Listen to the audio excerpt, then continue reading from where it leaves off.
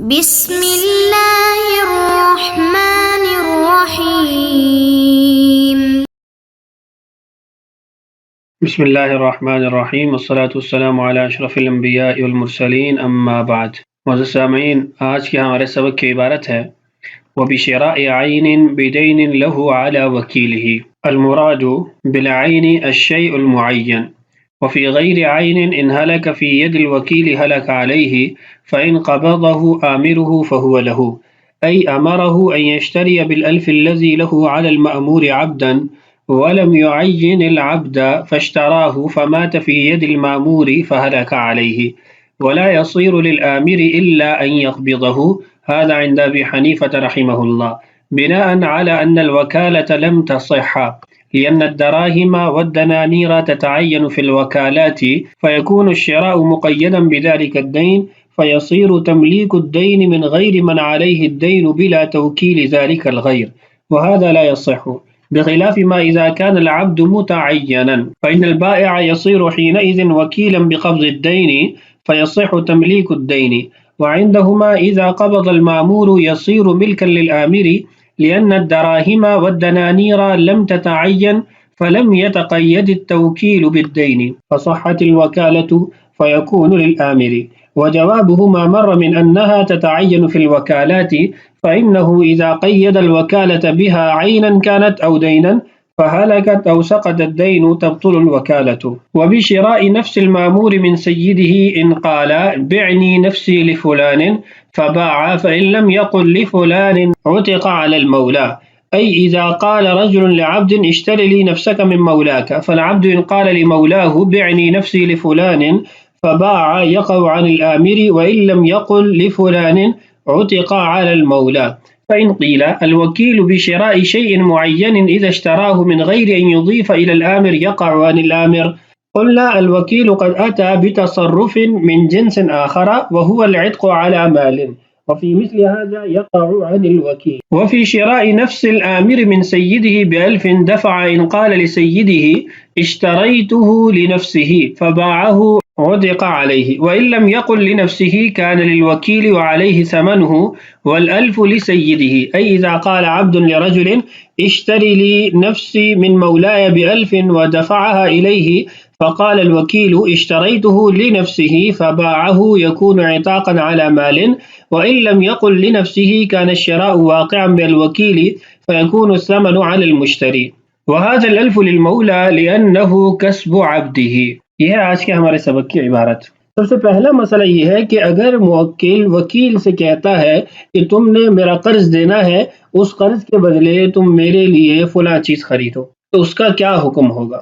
اس مسئلے میں دو صورتیں قائم ہو سکتی ہیں۔ ایک صورت یہ کہ موکل وکیل کو متعینہ چیز بتائے کہ فلاں چیز تم نے خریدنی ہے، مثلا یہ جو گاڑی کھڑی ہے اس کو تم نے خریدنا ہے، اور دوسری صورت یہ ہو سکتی ہے کہ وہ کہے کہ بس میرے لیے گاڑی خریدو، متعین نہ کرے کہ یہ گاڑی میرے لیے۔ تو یہاں یہ دونوں صورتیں قائم ہو سکتی ہے اور دونوں کا حکم بھی جدا ہے، اور حکم جدا ہونے کی جو وجہ ہے وہ بھی ہم عبارت پڑھ کر سمجھتے ہیں۔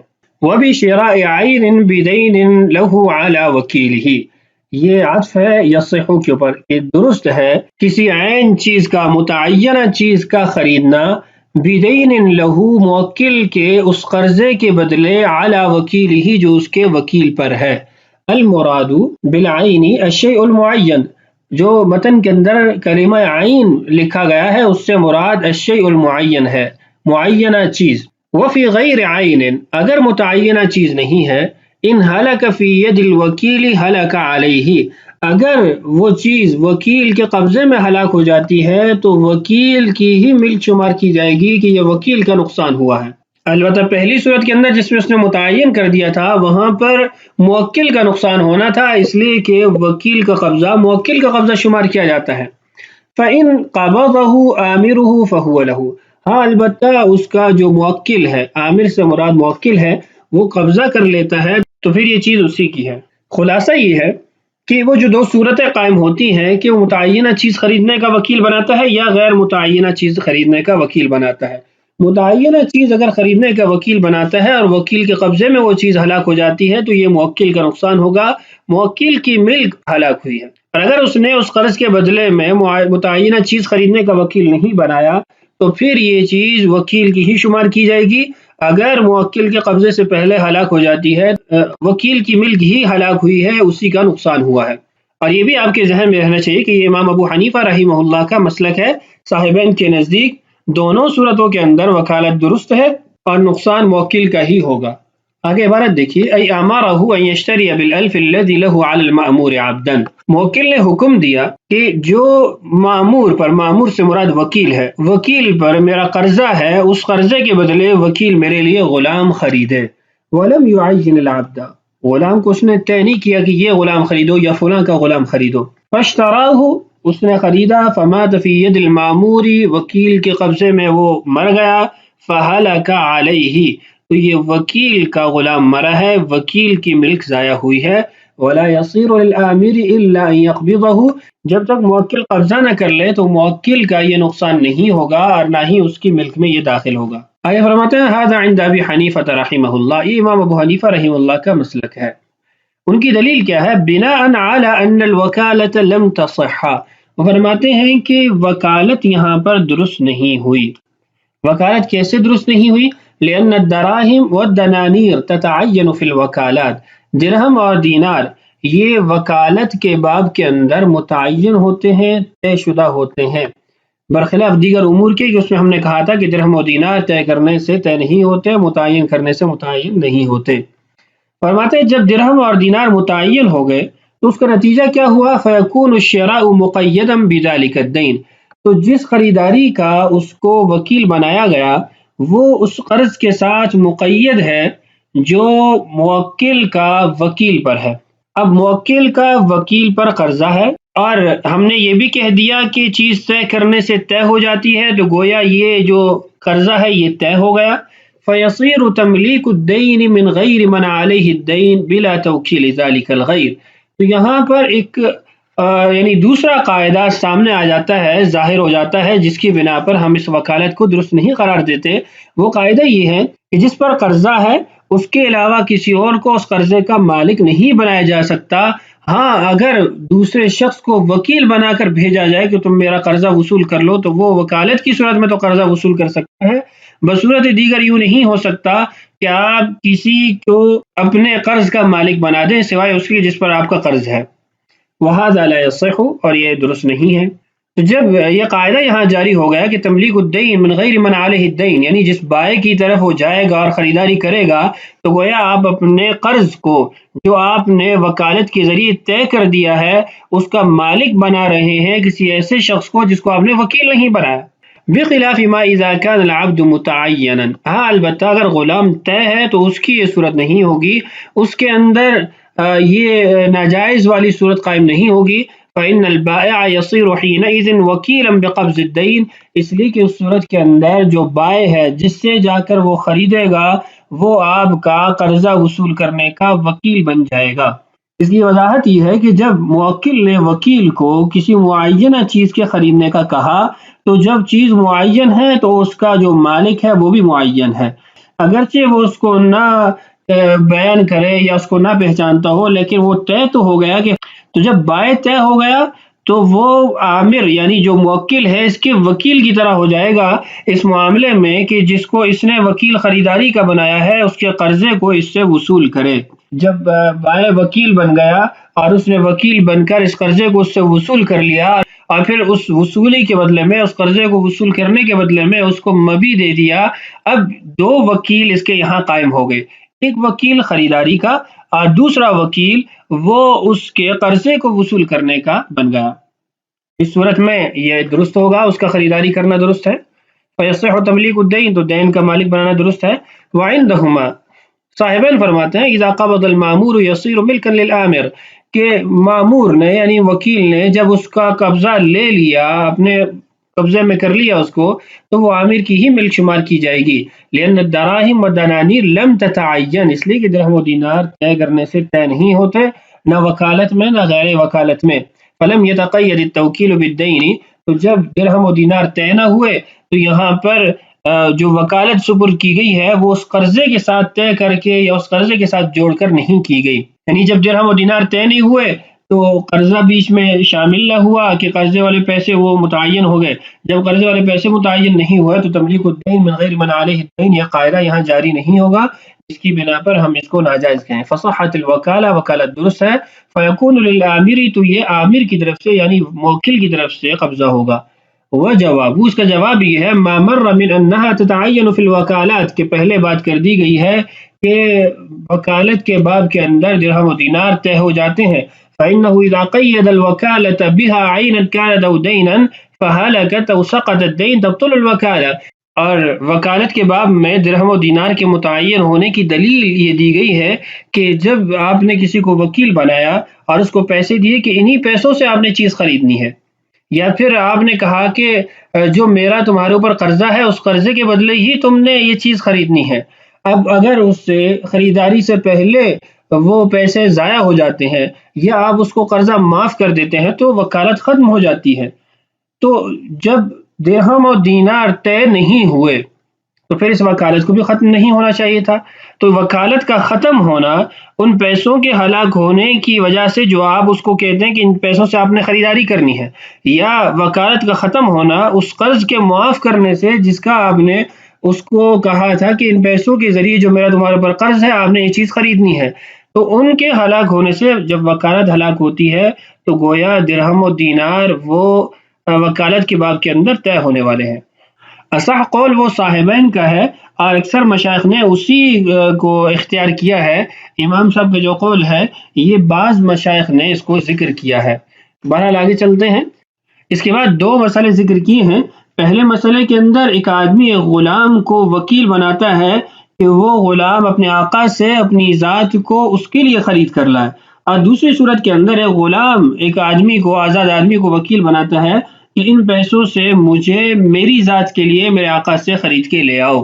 تو پہلی صورت دیکھیے، وَبِشِرَاءِ نَفْسِ الْمَأْمُورِ مِنْ سَيِّدِهِ، ای یصح بشراء نفس المامور من سیدہ، کہ مامور کو یعنی وکیل کو اس کی اپنی ذات خریدنے کے لیے اپنے آقا سے وکیل بنانا.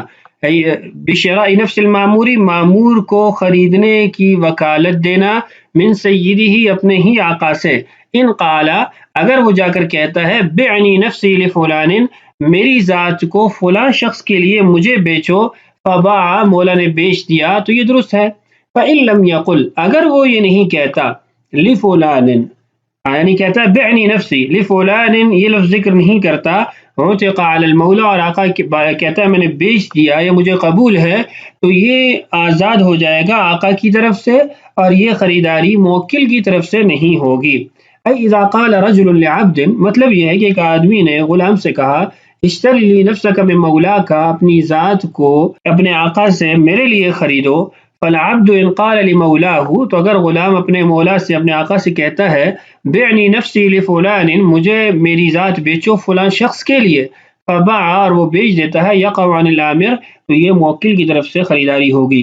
وإن لم يقل، اگر وہ یہ نہیں کہتا لفلان، تو اس صورت کے اندر عتق علی المولا، مولا کی طرف سے یہ آزاد ہو جائے گا.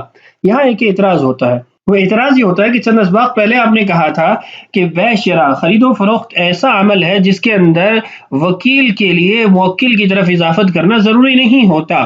وہ خریداری میں کہہ سکتا ہے کہ مجھے یہ چیز بیچو یا میں آپ کو یہ چیز بیچتا ہوں، اس میں موکل کی طرف منسوب کرنا ضروری نہیں ہے. تو یہاں پر موکل کی طرف منسوب کرنا کیوں ضروری ہے؟ جب وہ موکل کی طرف منسوب نہیں کرتا تو آپ اس کو موکل کی طرف سے کیوں نہیں شمار کرتے؟ اس اعتراض کا جواب دیکھیے. فإن قیل، اگر یہ اعتراض ہوتا ہے الوکیل بشراء شیء معین اذا اشتراه من غیر ان یضیف الى الامر یقع عن الامر، کہ اگر کسی کو متعینہ چیز خریدنے کا وکیل بنایا جاتا ہے اور وہ اپنے موکل کی طرف اس کی اضافت نہیں بھی کرتا، پھر بھی عامر کی طرف سے وہ خریداری ہوگی. قلنا، ہم نے جواب دیا الوکیل قد اتى بتصرف من جنس آخر، یہاں پر وکیل نے اپنے موکل کی مخالفت کی ہے. وہ مخالفت یوں کی ہے کہ اس کو موکل نے کہا تھا کہ تم جا کر اپنی ذات کو میرے لیے خریدو، اور اس نے جا کر اپنی ذات کو اس کے لیے نہیں خریدا، بلکہ اس نے اپنے آقا سے عتق علی المال، آزادی مال کے بدلے میں اس پر یعنی معاملہ کیا ہے.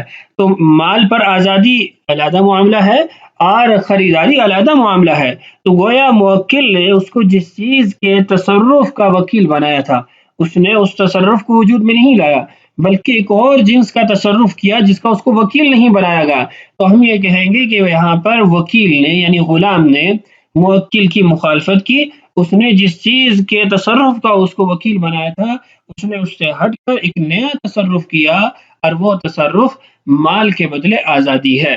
تو اس لیے ہم کہیں گے کہ جب اس نے موکل کی مخالفت کی تو موکل کی طرف سے یہ خریداری بھی نہیں ہوگی۔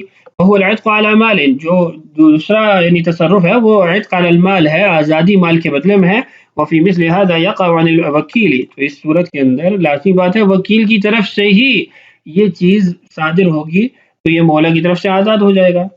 دوسری جزئی اسی مسئلے کی ہے، اگر غلام کسی آزاد کو وکیل بناتا ہے کہ میری ذات کو میرے لیے میرے آقا سے خرید لاؤ، تو اس کا حکم دیکھیے، وفی شراء نفس الامر من سیدہ بألف دفع ان قال لسیدہ اشتریتہ لنفسہ فباعہ عتق علیہ۔ اور اسی طرح اگر وکیل بنایا جاتا ہے موکل کو خریدنے کا اس کے آقا سے 1000 کے بدلے میں، اور وہ 1000 اس نے اس کے حوالے بھی کر دیا، تو اگر یہ وکیل جا کر اس کے موکل کے آقا سے کہتا ہے کہ میں اس کو اس کی ذات کے لیے خریدتا ہوں، اضافت العقد الی الموکل، یہاں پر موکل کی طرف عقد کی اضافت کی جا رہی ہے، فباعہ، اور وہ اس کو بیچ دیتا ہے کہ ٹھیک ہے مجھے قبول ہے، عتق علیہ، تو یہ مولا کی طرف سے آزاد ہو جائے گا اور اس کو مال دیا جائے گا۔ وَإِن لَمْ يَقُلْ، اگر وہ یہاں اس معاملے میں یہ نہیں کہتا لنفسہ، یعنی اضافت العقد الی الموکل نہیں کرتا، بلکہ مطلقاً کہتا اشتریتہ، میں اس غلام کو خریدتا ہوں، کان للوکیل، تو یہ خریداری وکیل کی طرف سے ہوگی۔ یہاں پر بھی وہی وجہ ہے کہ اس کو اعتاق علی المال کا وکیل بنایا گیا تھا اور اس نے مخالفت کی اور جا کر خریداری کا معاملہ کیا، تو یہ خریداری اس کی طرف سے ہو جائے گی۔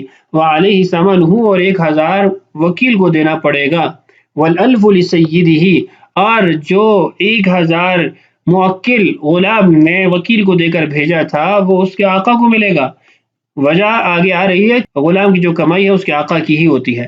اذا قال عبد لرجل، صورت کی وضاحت یہ ہے کہ ایک غلام نے ایک آزاد آدمی سے کہا اشتری لی نفسی، میری ذات کو میرے لیے خریدو، من مولایا، میرے آقا سے، بألف، 1000 کے بدلے میں، ودفعها الیہ، اور اس کو 1000 دے بھی دیا۔